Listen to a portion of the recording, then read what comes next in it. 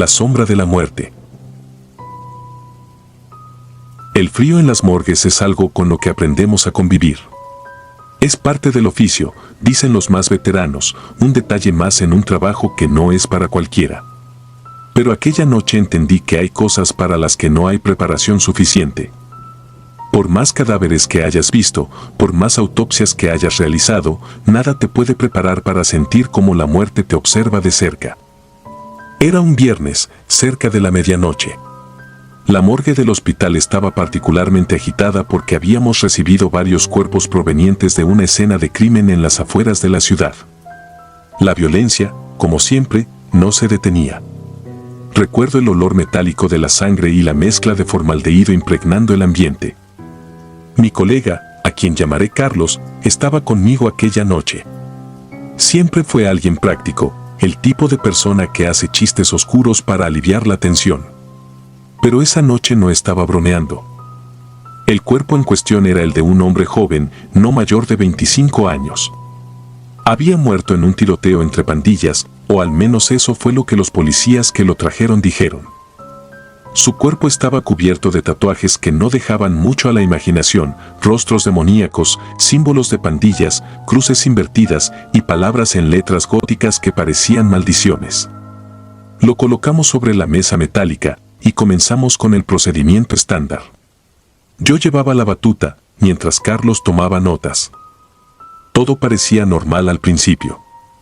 Sin embargo, cuando abrí el pecho del cadáver para examinar los órganos, Carlos se quejó de un frío inusual. Me miró con una expresión que rara vez le había visto, preocupación genuina. «¿No sientes eso?», me dijo, frotándose los brazos. Yo negué con la cabeza, aunque debía admitir que el ambiente sí se sentía más helado de lo habitual, incluso para una morgue. No dije nada porque, en parte, no quería alimentar su incomodidad. Mientras seguíamos trabajando, noté algo extraño. Las luces, que solían parpadear de vez en cuando debido a la mala instalación eléctrica del hospital, comenzaron a hacerlo con más frecuencia. Era como si una sombra se moviera entre nosotros, bloqueando por momentos la luz. Me detuve y miré alrededor, pensando que tal vez algún insecto grande estaba causando esa interferencia. Pero no había nada. ¿Viste eso?, preguntó Carlos, con un temblor en la voz que jamás le había escuchado antes. Antes de que pudiera responder, algo sucedió. El cadáver, el mismo que llevábamos más de una hora examinando, se deslizó de la mesa metálica con un golpe seco que resonó en toda la sala. No era la primera vez que un cuerpo se movía ligeramente durante una autopsia. Los gases atrapados en el cuerpo pueden causar movimientos menores, pero esto fue diferente. El cuerpo cayó como si algo invisible lo hubiese empujado con fuerza. Carlos soltó un grito ahogado y retrocedió varios pasos. Yo, con las manos aún enguantadas, me quedé paralizado por un momento. Nos acercamos lentamente para volver a subir el cuerpo a la mesa, pero algo en su rostro había cambiado. Los ojos, que deberían estar apagados y vidriosos, parecían mirarnos. Era una mirada vacía, pero al mismo tiempo llena de algo indescriptible, algo que te perforaba el alma. Sentí un escalofrío que me recorrió desde la nuca hasta los pies. Carlos empezó a murmurar una oración, algo que nunca le había visto hacer en los años que llevábamos trabajando juntos. Entonces lo vimos. Una sombra negra, del tamaño de una persona, cruzó rápidamente al otro lado de la sala. Fue tan rápida que, por un momento, pensé que mi mente me estaba jugando una mala pasada. Pero cuando giré hacia Carlos, su rostro me confirmó que no estaba alucinando. La sombra volvió a moverse, esta vez más lenta, como si estuviera rodeándonos. Las luces parpadearon con mayor intensidad y el frío se volvió insoportable. Sentí como si el aire se hubiera vuelto pesado, como si algo nos estuviera aplastando. Carlos empezó a sudar, a pesar del frío, y me dijo que no podía seguir. «Esto no es normal, esto no es humano», murmuró mientras retrocedía hacia la puerta. Intenté calmarlo, pero yo mismo no podía ignorar lo que estaba sucediendo. De repente, escuchamos un ruido que me heló la sangre, un susurro, como si alguien hablara muy cerca de nuestros oídos. Era un murmullo bajo, ininteligible, pero lleno de una maldad que se sentía en cada palabra. ¿Escuchaste eso?, le pregunté, aunque sabía que lo había hecho. Su rostro estaba completamente pálido. En ese momento, algo se cayó de una de las estanterías. Era un frasco de vidrio con un órgano conservado en formaldehído. El frasco estalló contra el suelo, y el líquido se esparció como si algo lo hubiera tirado con fuerza. Carlos dio un grito y salió corriendo de la sala, dejándome solo. Yo me quedé ahí, paralizado, tratando de racionalizar lo que estaba pasando. Pero no había lógica que pudiera explicar aquello. La sombra volvió a aparecer, esta vez frente a mí. No era simplemente un área oscura, era algo tangible, algo que parecía absorber la luz a su alrededor. Sentí como mi corazón latía con fuerza mientras aquella figura parecía observarme, aunque no tenía rostro. En ese momento, el cuerpo sobre la mesa comenzó a moverse de nuevo, pero no de manera aleatoria. Los dedos de las manos se contrajeron, como si estuviera intentando agarrar algo. Fue suficiente para que mis piernas finalmente reaccionaran. Salí corriendo, dejando atrás todo, las herramientas, las notas, el cadáver. Cuando finalmente me reuní con Carlos en la sala de descanso, lo encontré temblando, con las manos cubriendo su rostro. No voy a volver ahí. Renuncio, dijo con voz quebrada. No intenté convencerlo de lo contrario, porque, en el fondo, sabía que yo mismo no quería regresar. Esa noche, ambos dejamos el hospital sin mirar atrás. Lo que sucedió después solo intensificó mis sospechas de que lo que vimos no era un simple fenómeno psicológico o una coincidencia. Al día siguiente, cuando fui a recoger mis pertenencias, me encontré con un grupo de policías en la entrada de la morgue. Había rumores de que algo extraño había pasado durante la noche. Las cámaras de seguridad, según me dijeron, habían captado movimientos inexplicables en la sala de autopsias, incluso después de que nos fuimos. Nadie pudo dar una explicación lógica. Dejé ese trabajo poco tiempo después. A veces, en mis noches más oscuras, siento que esa sombra todavía me observa. El rostro del cadáver, con esa mirada vacía pero cargada de algo más, se aparece en mis sueños. Y aunque trato de convencerme de que todo tiene una explicación racional, una parte de mí sabe que no fue así. Algo estaba con nosotros aquella noche, algo que no pertenece a este mundo.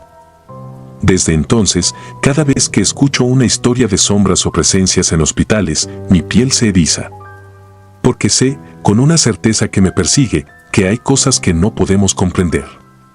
Y hay lugares donde la muerte no está sola. El grito de la morgue. Soy Hugo, médico forense con más de una década de experiencia. He trabajado con cuerpos en todas las condiciones imaginables, desde accidentes de tráfico hasta homicidios brutales. Pero lo que ocurrió en aquella morgue en Guadalajara me marcó para siempre. Hay noches en las que cierro los ojos y el recuerdo me atormenta, como si el incidente hubiera ocurrido ayer. Era un día caluroso de octubre, el tipo de calor seco que hace que el aire parezca más denso.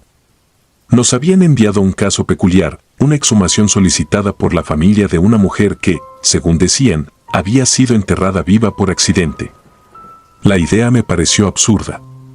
Las autopsias iniciales son minuciosas, no se nos escaparía algo así. Pero cuando llegó el cuerpo, entendí por qué habían hecho la petición. El féretro estaba abollado desde dentro, con arañazos profundos en la madera. En las uñas de la mujer había astillas y su rostro mostraba una expresión de terror indescriptible.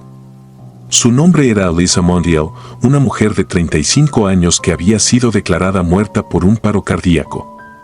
Según los documentos, había sido enterrada hacía 3 días. Ese tipo de casos no eran del todo extraños en el mundo forense. El síndrome de catalepsia, aunque raro, podía hacer que alguien pareciera muerto cuando en realidad estaba vivo. Pero algo en este caso me inquietaba más de lo habitual. Había una tensión en el ambiente, un peso inexplicable que sentí desde el momento en que el cuerpo cruzó las puertas de la morgue. Mi colega, Raúl, y yo comenzamos la autopsia. Raúl era joven, aún relativamente nuevo en el oficio, pero había demostrado ser competente. Me preocupaba un poco su falta de experiencia con casos emocionalmente intensos como este, pero parecía tranquilo mientras preparábamos el cuerpo. Cuando abrimos el féretro, el olor era abrumador, incluso para nosotros. El hedor de la descomposición mezclado con algo más, algo que no pude identificar. Elisa yacía con los ojos abiertos, vacíos, pero había algo perturbador en su mirada, como si el terror que había experimentado aún estuviera atrapado allí. Comencé con el protocolo estándar: inspección externa, descripción de lesiones visibles, toma de muestras. Todo parecía normal dentro de lo macabro del caso, hasta que llegó el momento de realizar la primera incisión. Fue entonces cuando ocurrió. El grito. No era un ruido vago o el crujido de huesos desplazándose. Era un grito desgarrador, humano, cargado de agonía y desesperación. Parecía surgir de dentro del cuerpo, aunque eso era imposible. El sonido reverberó en las paredes de la morgue, helándome la sangre. Raúl dejó caer los instrumentos quirúrgicos y, antes de que pudiera reaccionar, se desplomó en el suelo. Mi cuerpo se paralizó, mis manos temblaban mientras sujetaba el bisturí. El grito cesó tan abruptamente como había comenzado, dejando un silencio ensordecedor. Mis oídos zumbaban, mi corazón golpeaba con fuerza contra mi pecho. Miré a Elisa, esperando, aterrorizado de ver algún movimiento. Pero permaneció inmóvil, su cuerpo tan inerte como debería estar. Logré recuperar algo de compostura y revisé a Raúl. Estaba respirando, pero inconsciente. Lo arrastré hacia una esquina de la sala y me forcé a volver al cuerpo. Necesitaba una explicación racional.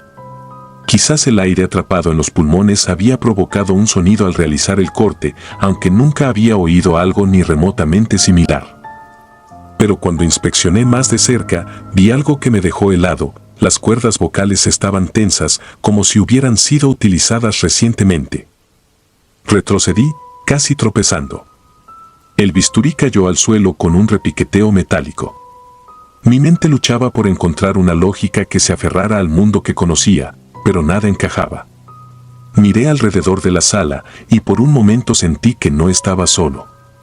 El aire parecía cargado de algo intangible, algo que me observaba. Decidí detener la autopsia en ese momento. Raúl comenzaba a recuperar el conocimiento, murmurando incoherencias. Lo ayudé a levantarse y su rostro estaba pálido como el de un cadáver. El grito, ¿lo escuchaste?, me preguntó con la voz entrecortada. Asentí sin decir nada. No había palabras para describir lo que habíamos experimentado. Acordamos terminar el informe al día siguiente. No podía quedarme más tiempo en esa morgue. Cerramos la sala y dejamos el cuerpo de Elisa allí, aunque me costó dar la espalda. Sentía como si algo estuviera mirando desde la camilla, como si esos ojos vacíos aún me siguieran. Esa noche apenas dormí. Cada vez que cerraba los ojos, el grito volvía a mi mente, junto con la mirada de terror en el rostro de Elisa. Al día siguiente, llegué temprano a la morgue, decidido a enfrentar lo que fuera que había ocurrido. Pero cuando abrí la sala, algo estaba terriblemente mal. El cuerpo de Elisa no estaba donde lo habíamos dejado.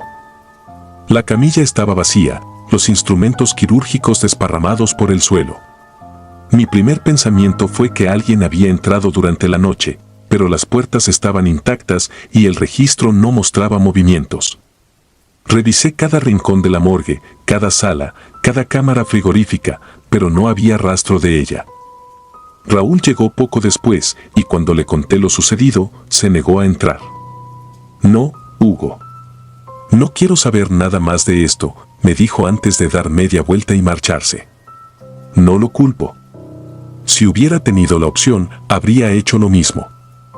La desaparición del cuerpo quedó registrada como un incidente sin explicación.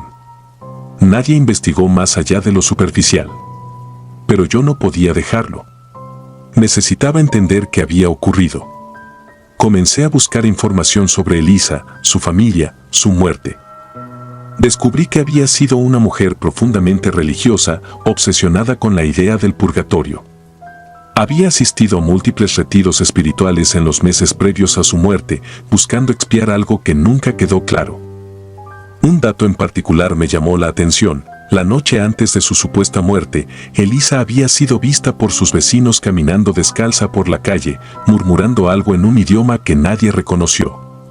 Algunos decían que parecía estar en trance, mientras que otros afirmaban haber visto sombras siguiendo sus pasos, aunque no había nadie más allí.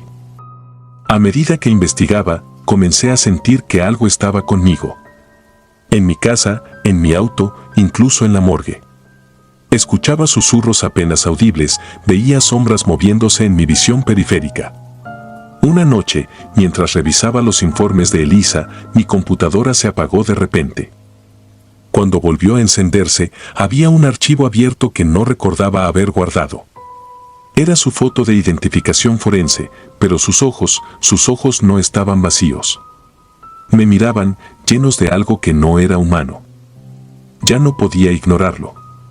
Algo había salido con Elisa de esa morgue, algo que no entendía y que quizás nunca entendería. Pedí una transferencia, dejando Guadalajara y ese maldito lugar atrás. Pero incluso ahora, lejos de aquella morgue, el recuerdo me persigue. A veces, en la quietud de la noche, creo escuchar ese grito nuevamente, como un eco que nunca se desvanece.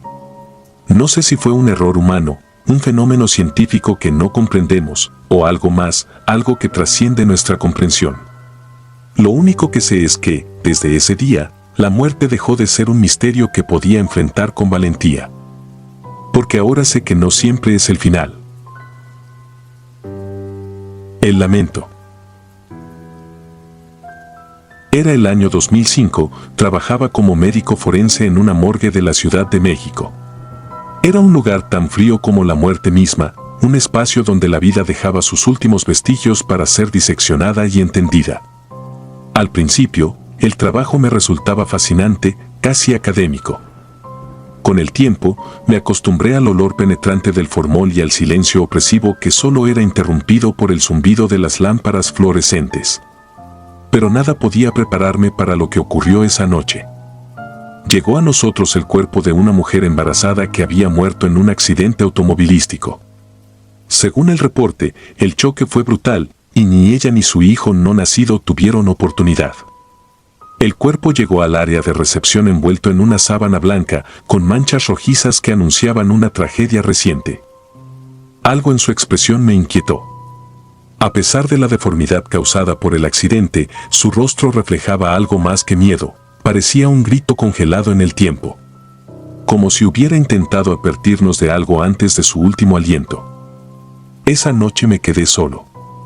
Era algo habitual en mi rutina. Prefería trabajar en el silencio nocturno, cuando la ciudad dormía y solo el aullido distante de los perros rompía la calma. Comencé a preparar el cuerpo de la mujer para la autopsia. Mi enfoque profesional era mi refugio. Evitaba pensar demasiado en las historias detrás de los cadáveres. Sin embargo, con este caso, algo no se sentía del todo normal. El frío habitual de la morgue parecía más penetrante, como si el aire estuviera cargado de algo invisible, algo vivo. Aproximadamente a las 2 de la madrugada, cuando estaba por realizar el primer corte, ocurrió lo inexplicable. Un llanto. Al principio fue un sonido suave, casi imperceptible, como un gemido que parecía surgir de las entrañas mismas del edificio. Me congelé en mi lugar, el bisturí temblando en mi mano. Al principio pensé que era mi mente jugando trucos por el cansancio. Pero entonces el sonido se hizo más claro, más definido. Era el llanto de un bebé. La sangre se me heló en las venas. Era imposible. No había nadie más en la morgue.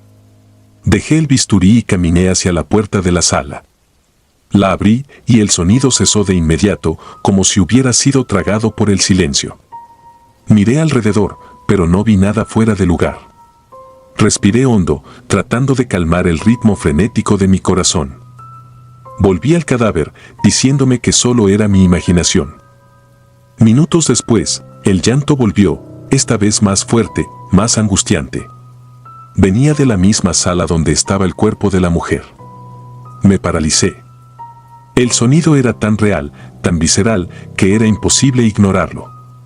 Caminé lentamente hacia el cuerpo, revisando cada rincón de la sala. Abrí cada uno de los refrigeradores de cadáveres, aunque sabía que estaban vacíos. No había nada. Solo estaba yo, la mujer, y ese llanto que parecía emanar del aire mismo. Revisé el cuerpo con más atención. Tal vez, pensé en un momento de irracionalidad, el bebé había sobrevivido al accidente y de alguna manera estaba emitiendo ese sonido.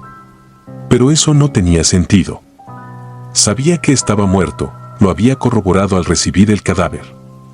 Y sin embargo, el llanto persistía, resonando en mi cabeza como un eco maldito. De repente, sentí algo. Una presencia. No estaba solo.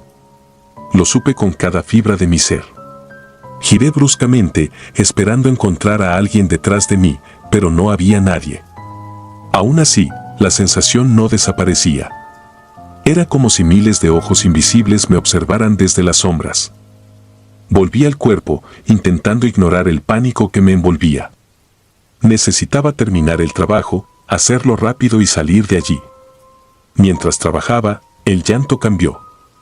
Ahora no era solo el de un bebé, era un gemido lastimero, casi humano, pero imposible de identificar. Cada sonido se sentía más cercano, como si estuviera justo a mi lado. Mi mano temblaba mientras realizaba los cortes. No podía evitar sentir que algo terrible estaba a punto de suceder. En un momento de desesperación, hablé en voz alta, algo que nunca hacía. ¿Hay alguien aquí? Mi voz resonó en la sala vacía. Por un instante, el llanto cesó y el silencio que siguió fue aún más aterrador. Sentí un escalofrío recorrer mi columna y entonces lo vi. El cuerpo de la mujer se movió. No fue un movimiento brusco, ni algo que pudiera atribuir al rigor mortis. Fue un leve temblor, casi imperceptible, pero lo suficiente para que mi mente entrara en pánico.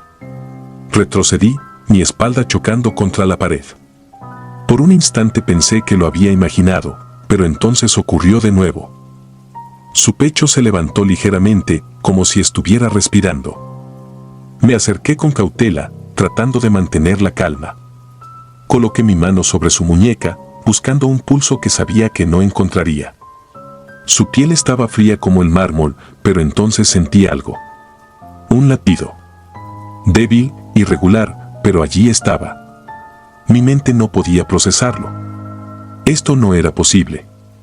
El informe de muerte era claro. Y aún así, aquí estaba, el cadáver de una mujer muerta dando señales de vida. Antes de que pudiera reaccionar, el llanto volvió, más fuerte que nunca, llenando cada rincón de la morgue. Pero esta vez, no era solo un llanto, era un grito desgarrador, un sonido que parecía salir directamente de las entrañas de la mujer. De repente, su abdomen, que hasta ese momento había permanecido inmóvil, comenzó a retorcerse. Retrocedí con horror mientras algo dentro de su vientre parecía moverse. Era como si algo estuviera luchando por salir. No podía apartar la vista, atrapado entre el miedo y una curiosidad morbosa. El abdomen se hinchó y contrajo de manera antinatural, y entonces, el tejido comenzó a desgarrarse. Un líquido oscuro, más negro que la sangre, comenzó a salir del cuerpo, goteando lentamente hasta el suelo. El llanto cesó, dejando un silencio que era aún más aterrador. Me acerqué, contra mi mejor juicio, y lo vi. No era un bebé. Lo que salió de su vientre era algo que desafiaba toda lógica, una figura diminuta y grotesca, con ojos vacíos que brillaban con un odio inexplicable. Se arrastró fuera del cuerpo, dejando un rastro de ese líquido viscoso mientras emitía un sonido gutural, casi como un gruñido. Corrí. Dejé todo atrás, el bisturí, las herramientas, incluso mi cordura. Salí de la sala, cerrando la puerta detrás de mí.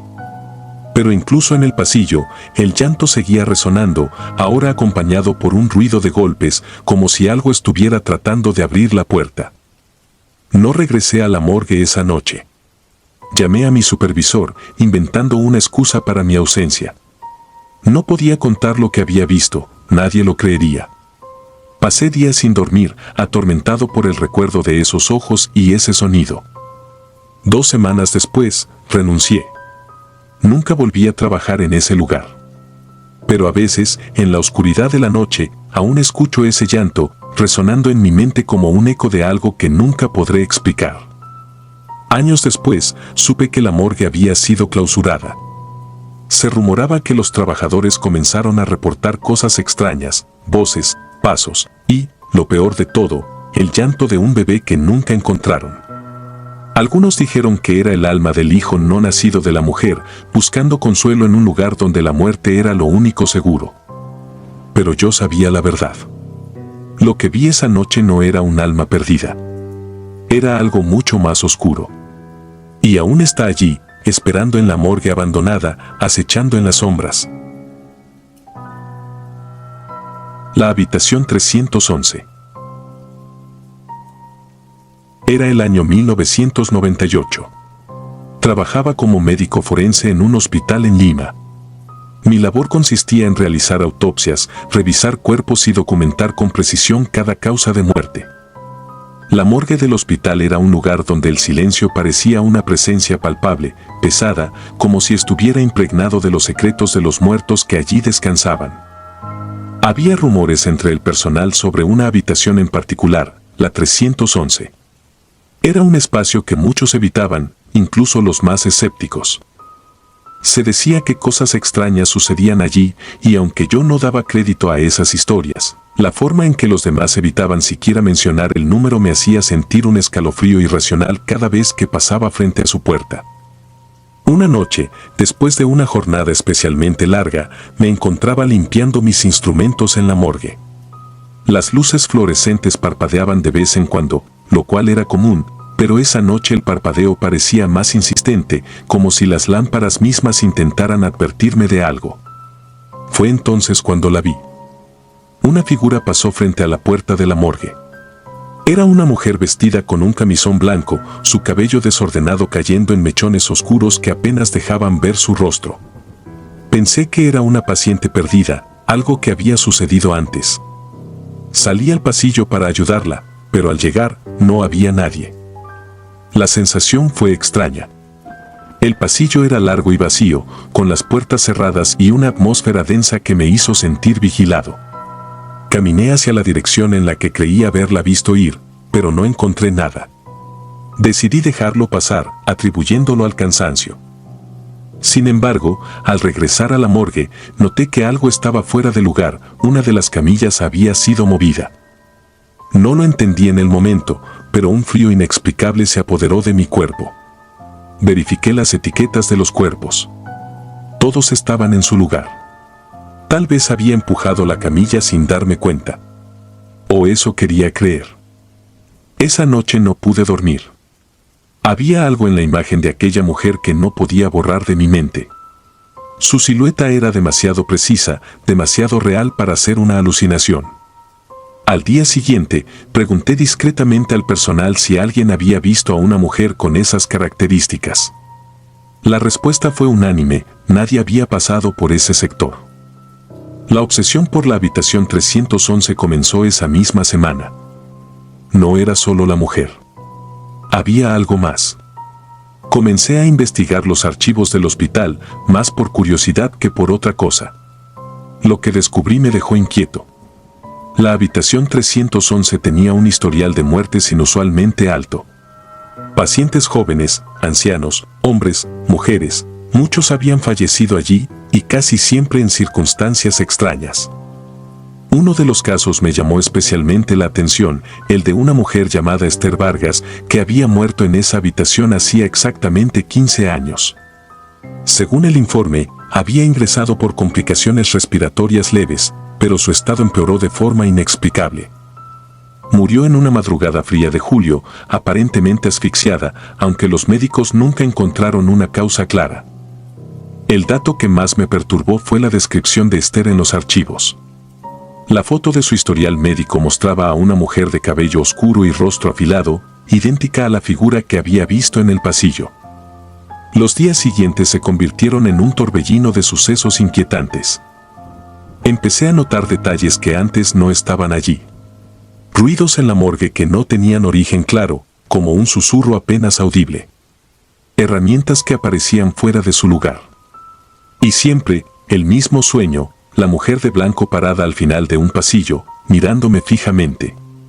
Sus ojos eran pozos oscuros que parecían absorber la luz. Una noche, mientras trabajaba en un informe, la electricidad falló. Quedé a oscuras, con solo la linterna de mi escritorio iluminando el lugar. Fue entonces cuando escuché el sonido. Era un golpeteo constante, como si algo o alguien golpeara desde dentro de una de las cámaras refrigeradas. El sonido me congeló. Sabía que era imposible. Las cámaras estaban selladas y cada cuerpo había sido revisado minuciosamente. Sin embargo, el golpeteo continuaba, cada vez más insistente. Respirando hondo, tomé la linterna y caminé hacia el origen del ruido. Se trataba de la cámara número 7, una que contenía el cuerpo de una mujer fallecida hacía 2 días. Abrí la puerta con manos temblorosas. La cámara estaba vacía. Un escalofrío recorrió mi espalda y un sonido detrás de mí me hizo girar bruscamente. La camilla donde debería estar el cuerpo de la mujer ahora estaba ocupada. Allí, acostada, estaba Esther Vargas, con el mismo camisón blanco que había visto aquella primera noche. Sus ojos estaban abiertos, fijos en el techo, pero cuando me acerqué, giraron hacia mí. Salí corriendo. No recuerdo cómo llegué a casa, pero esa noche no volví al hospital. Mi obsesión por la habitación 311 me llevó a regresar. Sabía que necesitaba respuestas. Había algo oscuro en ese lugar, algo que iba más allá de cualquier explicación lógica. Esa noche decidí entrar a la habitación.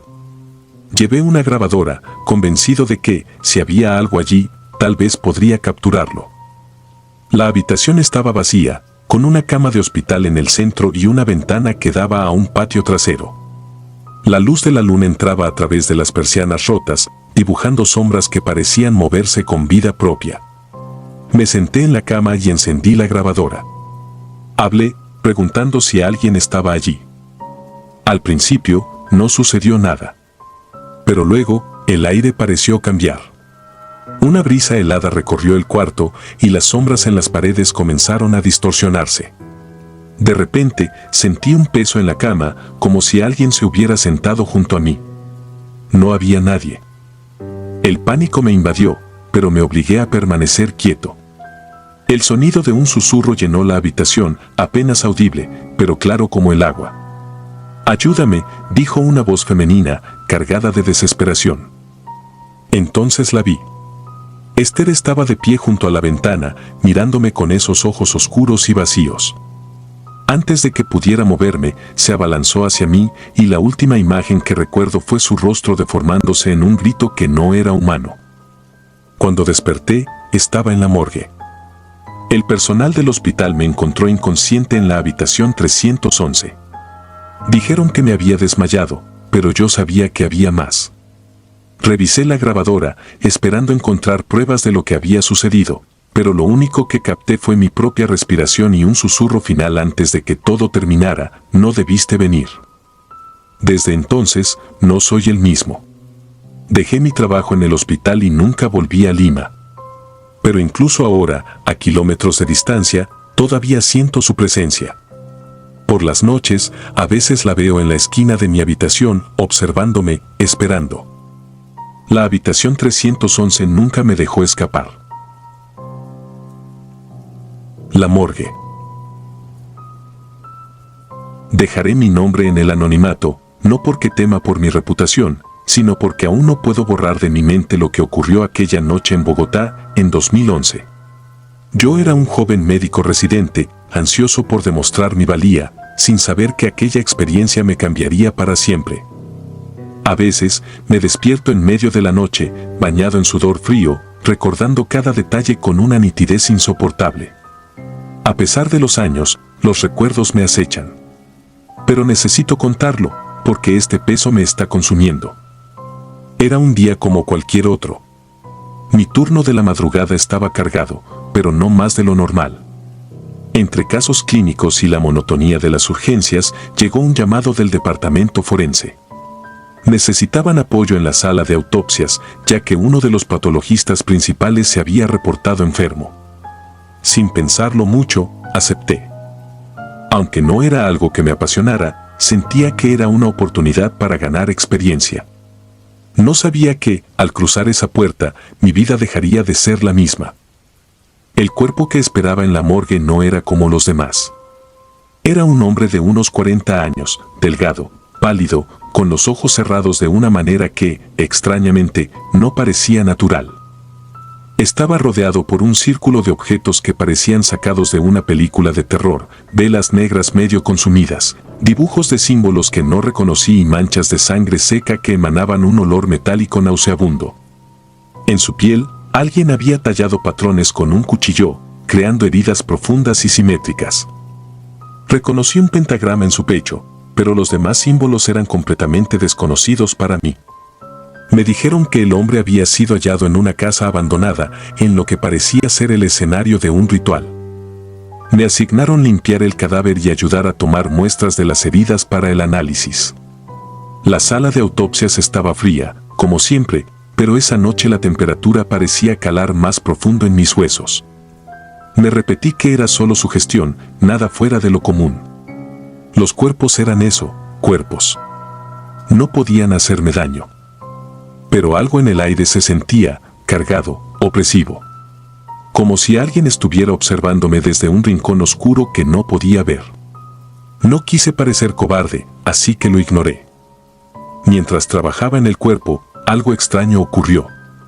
Al pasar un hisopo sobre una de las heridas en forma de triángulo invertido, escuché lo que pensé que era un sonido metálico, como un cuchillo rozando contra vidrio.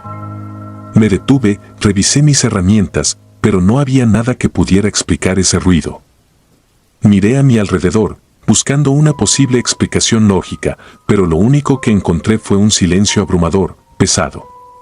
Traté de reanudar mi trabajo, pero la incomodidad no me abandonaba. El ambiente se volvió más inquietante cuando noté que las luces fluorescentes de la sala comenzaban a parpadear. Primero pensé que era una falla eléctrica, algo habitual en edificios viejos, pero el parpadeo tenía un patrón rítmico, casi deliberado. Mi compañero, el técnico forense que trabajaba en otra mesa, apenas levantó la vista y murmuró algo sobre llamar a mantenimiento. Pero yo no podía concentrarme.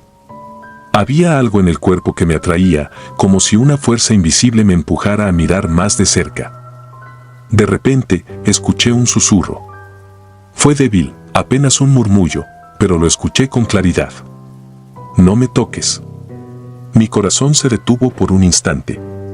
Me quedé congelado, pensando que era mi imaginación, el estrés o el cansancio. Pero el sonido no había venido de ninguna dirección externa.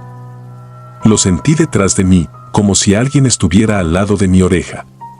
Miré a mi compañero, pero él seguía absorto en su tarea, aparentemente sin haber escuchado nada. Tragué saliva y me forcé a continuar. Tenía que mantener la compostura. Era solo mi mente jugando trucos. Entonces, ocurrió algo que no pude racionalizar. Mientras limpiaba una de las heridas, la lámpara quirúrgica sobre mi mesa explotó con un estruendo que me dejó aturdido. Vidrios llovieron sobre el cuerpo y sobre mí, cortándome ligeramente en la mejilla. Mi compañero corrió hacia mí, visiblemente alarmado, pero cuando intenté explicarle lo que había ocurrido, me detuve. No podía decirle que había escuchado un susurro justo antes de la explosión. No quería que me tomaran por loco. Dijo algo sobre una sobrecarga eléctrica y trató de tranquilizarme, pero mi cuerpo estaba temblando. Algo no estaba bien, y lo sabía. Esa noche fue la primera vez que sentí verdadero terror. Pero lo peor aún estaba por venir. Decidí tomar un descanso y salí de la sala para respirar un poco. Necesitaba calmarme, recordar que todo tenía una explicación científica. Sin embargo, al regresar, algo en el ambiente había cambiado. La sala de autopsias estaba más fría de lo habitual, al punto de que mi aliento formaba pequeñas nubes frente a mi rostro. El cuerpo del hombre seguía ahí, inmóvil, pero juraría que los símbolos tallados en su piel parecían más oscuros, como si la sangre seca estuviera fresca nuevamente. Me acerqué, tratando de convencerme de que era una ilusión óptica. Fue entonces cuando lo vi. Los ojos del cadáver estaban abiertos. Mi cuerpo se paralizó. Juraría que antes estaban cerrados. Recorrí cada rincón de mi memoria, intentando encontrar una explicación lógica. Quizás alguien los había abierto mientras yo estaba fuera. Quizás no lo había notado antes. Pero no. Sabía que no era así. Me acerqué lentamente, sintiendo como la piel de mis brazos se erizaba. Sus ojos, vidriosos y muertos, parecían mirarme directamente. Era imposible. Un cadáver no podía mirarme. Traté de convencerme de que eran mis nervios, pero justo cuando estaba a punto de tocar el párpado para cerrarlo, escuché algo que me heló hasta los huesos. Fue un golpe, un sonido seco, como si alguien hubiera dado un pisotón en el suelo detrás de mí. Me giré bruscamente, pero no había nadie. La sala estaba vacía, salvo por mi compañero, que trabajaba en el otro extremo. Él no parecía haber oído nada. Comencé a sentir que algo estaba terriblemente mal, pero no podía abandonarlo todo. Mi orgullo, o quizás mi necedad, me hicieron quedarme. A medida que avanzaba la noche, los fenómenos se intensificaron. Las luces parpadeaban con más frecuencia, los susurros eran más claros. Escuché mi nombre. Una y otra vez, en un tono bajo, gutural, como si saliera de una garganta llena de agua. Intenté ignorarlo, pero la presión en mi pecho era insoportable. Entonces, algo sucedió que rompió toda lógica, todo sentido de la realidad. Estaba limpiando una última muestra de tejido cuando sentí un escalofrío recorrerme la columna. Al mirar al cadáver, vi que uno de sus dedos, el índice de la mano derecha, se había movido. Lo juro. Lo vi doblarse ligeramente, como si intentara señalar algo. Mi respiración se aceleró y el pánico me invadió. Entonces, la sala se llenó con un ruido ensordecedor, una mezcla de gritos, llantos y algo que sonaba como risas desquiciadas. Corrí hacia la puerta, pero no se abría. Estaba atrapado. Finalmente, el ruido cesó y la puerta se desbloqueó como por arte de magia. Salí tambaleándome, jadeando, con lágrimas en los ojos. Esa fue la última vez que entré a una sala de autopsias. Nunca conté los detalles a nadie. ¿Quién me creería? Pero cada vez que cierro los ojos, veo esos símbolos, escucho ese susurro y siento esos ojos muertos clavados en mí. A veces me pregunto si, al tocar ese cuerpo, abrí algo que nunca debía abrir. Algo que no pertenece a este mundo. Algo que sigue conmigo, esperando el momento de reclamarme. Si disfrutas de los relatos, te invitamos a apoyarnos con un like y un comentario, ya que eso nos ayuda muchísimo. Además, si aún no estás suscrito o suscrita, te animamos a formar parte de la comunidad del terror. Muchas gracias por escucharnos y por tu apoyo.